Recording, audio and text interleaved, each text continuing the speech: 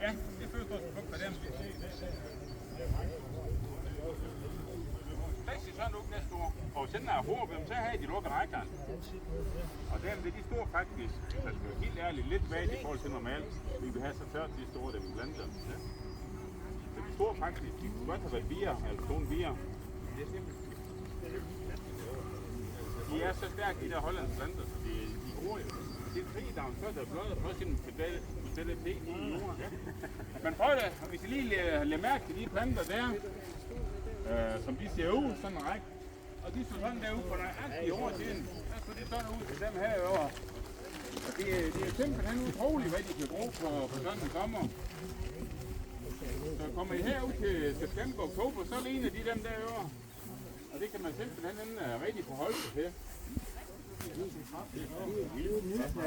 De er plantet i uge 19. Uge 19? Ja. Eller uge 18 var vist i år. Så...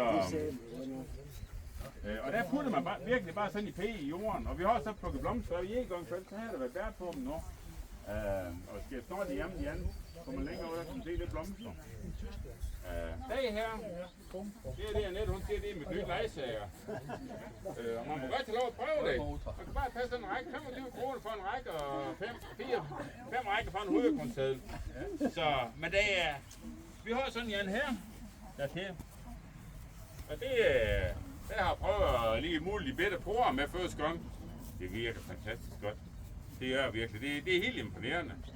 Og så kan man køre kun med de her to. Så det er ligesom... Ja, så kan justere det i bredden og lidt hvor stort det er. Så tager du ukrudt det hele i planterne.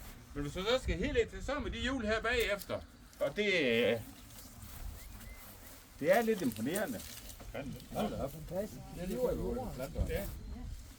Ej, du skal nok ikke gøre det første uges tid. Jeg tror, du kan gøre faktisk for dag 1 af. Så jeg kan bare justere det. Nå, ja. Jeg kan justere det, når kommer tilbage. Den der med, Du have en motor sat på. Jo, men så koster det 36.000. Nu kan jeg få den for 10.000, men det er ekstra stykke. Det koster 36.000 med en elmotor. Så synes jeg alligevel, det er... Jeg er også rigtig gammel motor. Ja, det er også det, jeg skal. Jeg ser jo også motion, det er sundt, så det er... Men det er fantastisk effektivt.